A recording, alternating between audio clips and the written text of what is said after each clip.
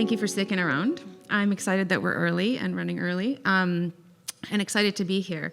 What wasn't mentioned is I recently wrote an article for Noema magazine, which is a publication out of Berggruen Institute. And it was an exploration of my own kind of intuitive sense around what it means to combine systems of machine intelligence, human intelligence, and planetary intelligence, and what that means for us as we make decisions, as we experience the world, and as we exist. And so this talk is a week old. It is a response to Jackie's invitation, and I'm really excited to be here as I present it for the first time. So similar to Jason, bear with us. So this is going to be not a polished map of exactly a formulaic kind of approach to thinking. It's a navigational hunch supported by case studies that exist in the current moment. It's not blind techno-evangelism, and it's something stranger, slower, and a little bit more human. And also, I think to clarify kind of, in Jason's amazing presentation, in terms of speculative futures, and I'm also a futurist, but differently than Jason. And the way that I think about futures is complementary. For me, it's a study of emerging trends, but it's also an exploration of possibilities. And it's an exploration of using our intuition to really sense into what's happening in the ether, in the zeitgeist, and kind of bring it forward and bring it in to really get a sense of where things are going and how they're going. So sometimes things are, in speculative futures, from what I understand, there's a very much a sort of an approach that feels very kind of, what's the word? Exacting. And I think with the way that I think about futures and possibilities, it's not exacting. It meanders, it's organic, it flows from thing to thing. There isn't necessarily, there's a science and an art. And I think you'll see some of that in the presentation. So I want to start off with sort of saying that, and answering the question of why we're all here for this particular moment, is that we've been separating our signal from judgment. We've been over-inundated with information. We've gone, into a place where we have all the tools at our disposal, and yet in a way we're feeling alone, or we're feeling disconnected, but we have all the tools for connection. There's all sorts of paradoxes that we're living through, and in a way, we are incoherent, right? We're out of coherence in a big way. And I think a lot of us are feeling that as we're exploring political landscapes, as we're feeling into the future and the uncertainty of this current moment. But so my perspective, and what I want to share with you all today, is that after intelligence, the future is in coherence. To explore some of that, I wanted to share a case study of whale safe. And I'm going to play this video for you first, and then I'll get into it.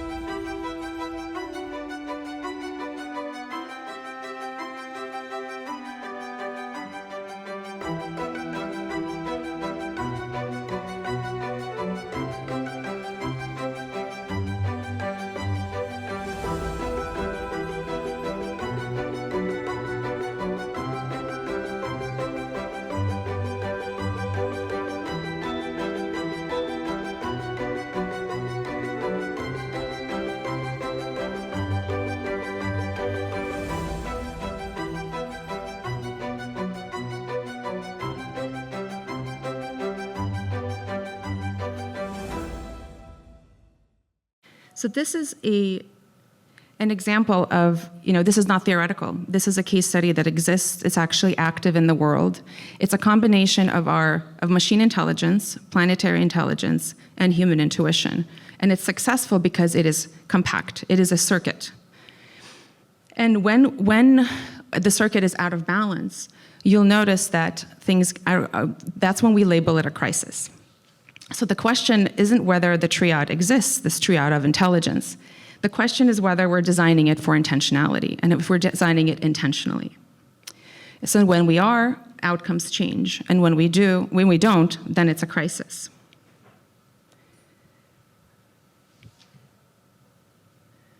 So my perspective on the planetary consists of these three moments, right? The human is the cortex. It's the cortex of the nervous system. Ethics, intuition, authorships. This is where we begin to use our intuition and to live in the moment. The machine is the reflex, the pattern, the speed, the reflex without meaning. And the planetary is really the foundation, where the sensory, the ecology, the data, and the earth already generates. So whale safe is what happens when the circumstances all work together, when the circuits work. And later I'll explain when they don't work, what happens in those situations. So there's three intelligences. We're obsessed with one of them, and the other two are still waiting. There's the human, the machine, and the planetary. When one dominates, the circuit misfires. And when all three are integrated, coherence becomes possible. We have an opportunity as we think about these three to really think about how we choose, what are the ethics in our decisions, and how we as humans can be put in the center of making all of this work together. We understand the machine and we understand the planetary, and it's really up to us to kind of hold the mold.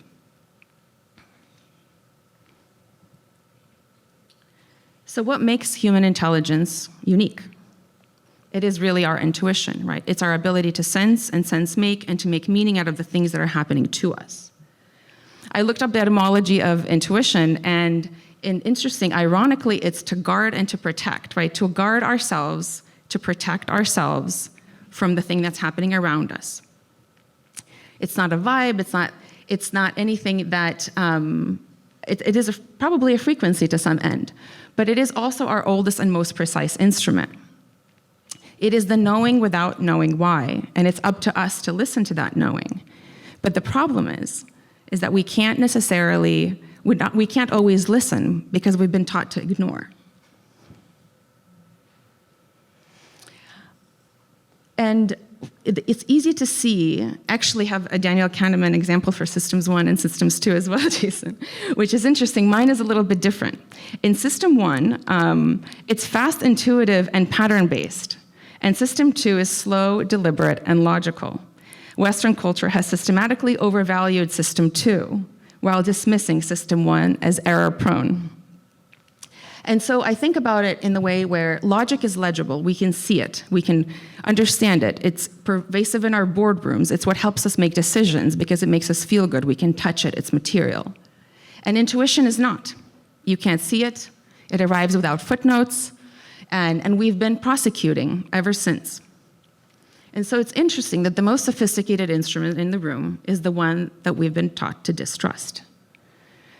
And I wonder, too, in some ways, the way that we think about technology and the way that we engage with technology, at some point, it's very easy to lose ourselves and understand what's intuitive and what's not intuitive. What is actually happening around us? Is it real or is it not? And it's our intuition that's going to make us realize what realities we're engaging in. I was, as I build these talks, and usually I kind of open up myself to different information to allow it to come to me.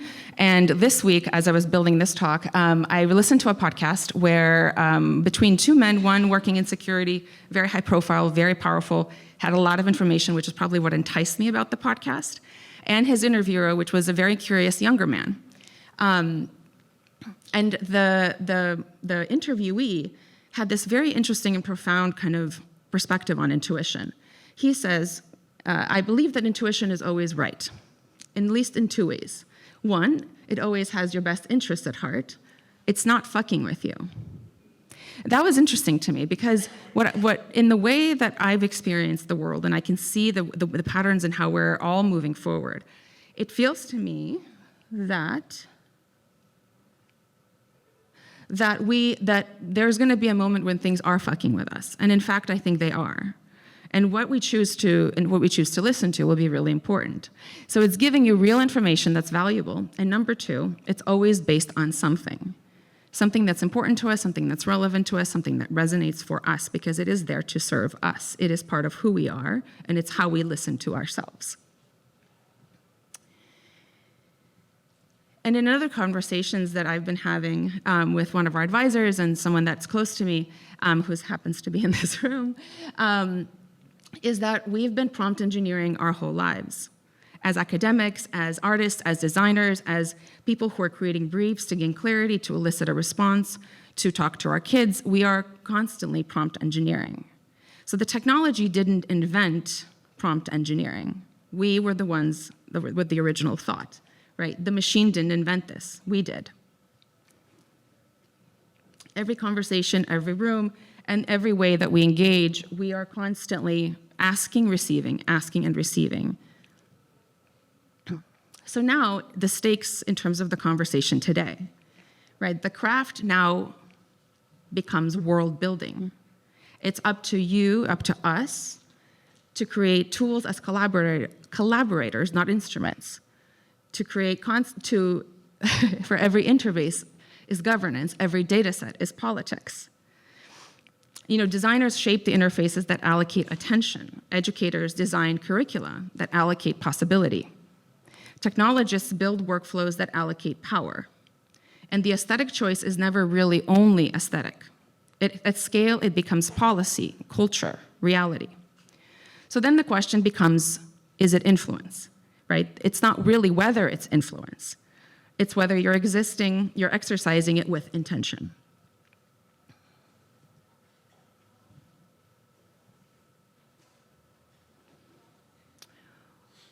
Now let's talk a little bit about what happens when the cortex misfires, or the cortex is not even present in the nervous system, where things are not aligned, where the data is abundant, but there's something missing. So in the summer of 2023, Canada recorded the largest area burned in its modern record. The government dashboards showed manageable conditions until they didn't. Winds shifted suddenly. Dry lighting ignited multiple sites simultaneously, and fires vaulted ridgelines. Communities had minutes and not hours to evacuate. The data was all there. Satellites had tracked the hotspots. Weather models had run their simulations, and experts had issued warnings. But the signals never cohered in a timely action. Information was abundant, but alignment was absent. So the tragedy wasn't the scale.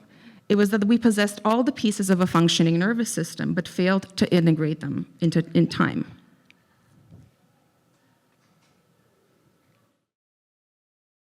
And the redesign is an example from Australia. Same problem, different architecture. Northern Territory, West Arnhem Landfire Abatement Program, nearly 7 million acres. Aboriginal fire practitioners conducted early season burns, guided by generational practice, while satellite data tracks changed fire patterns. The share of country burned late in the dry season dropped from roughly a third to about a tenth.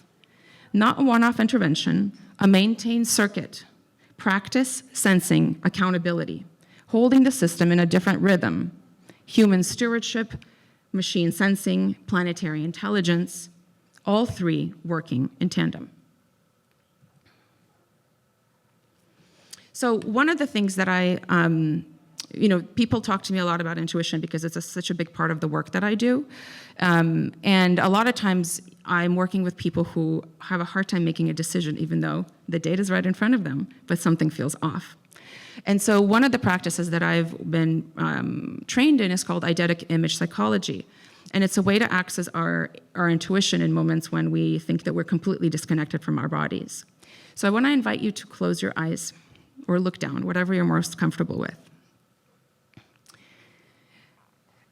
And I want you to see an image of yourself sensing a boundary that exists for you, but you haven't yet spoken. How does it feel? And what do you see?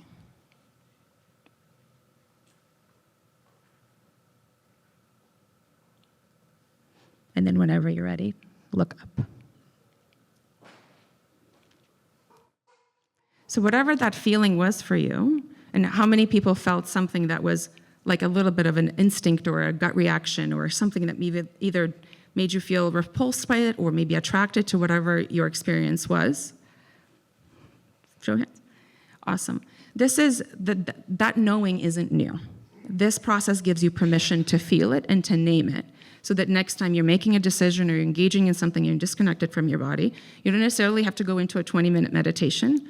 You can do a quick download and then have an answer.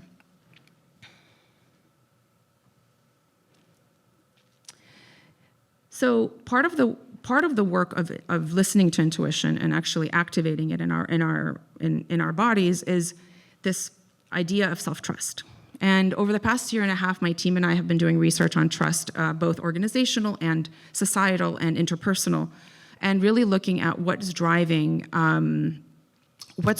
relationships, what's driving the connection to self, because every conference that I've been to over the past year that had anything to do with technology or AI, I walked away saying the work is literally on us. We have to do the work on ourselves to be able to then build the tools, explore the horizons, and feel into the real opportunity.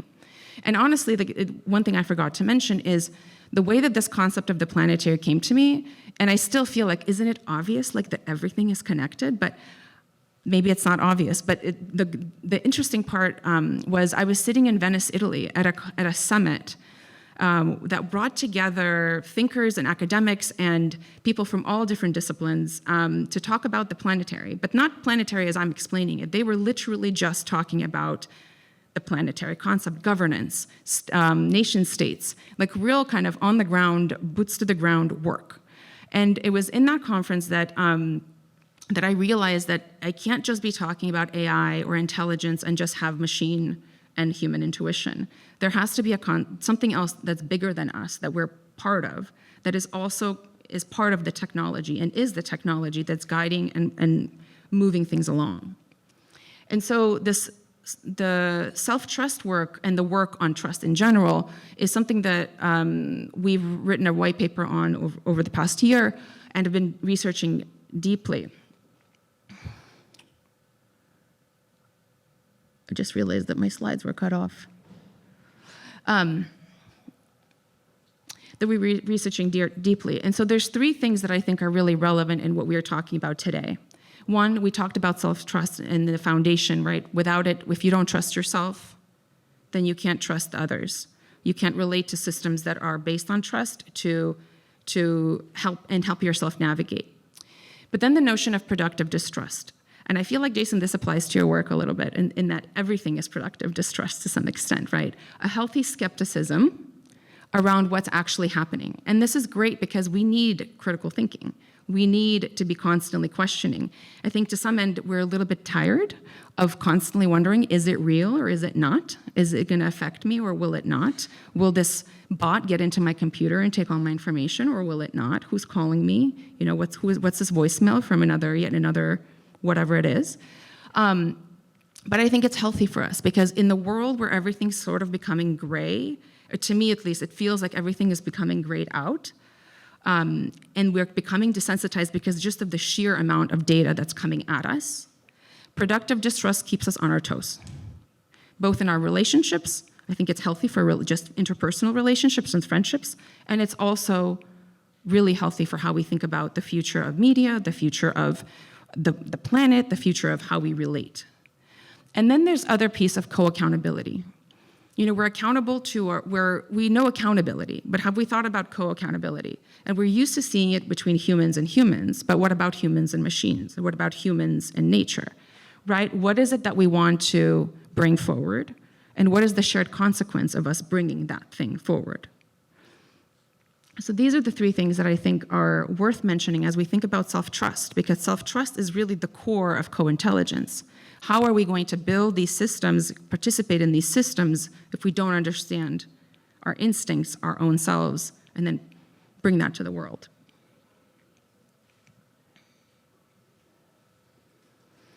And so in a world drowning in signals, designing for coherence in chaos is really important. We definitely don't need more processing, although I'm sure people will argue with me and say that we need more compute, because everyone is fighting for compute. But we need to remember what we already know, that the work is not learning something new.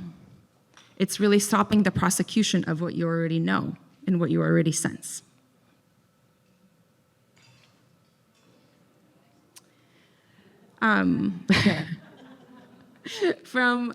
We are really the alchemists, right? From servicing systems to shaping worlds. This is what it means to become an alchemist, and this is what it means to retire this mentality of the chambermaid where the technology is controlling us. To some end, I hear all these, on this very same podcast, this person was saying, not to discredit his intuition quote, but this person was saying that Elon may be right about us living in a simulation. I will not comment. But it's interesting because what does that actually mean for what we think about our relationship with technology? Are we just in it? Do we have agency with it? Is it intelligence? Is it not? What does it mean? All sorts of questions, right? But the alchemist is here. This is the future of where we're going. So what I want to leave us with is a question for you all to ponder. What do you already know that you've stopped listening to? Thank you.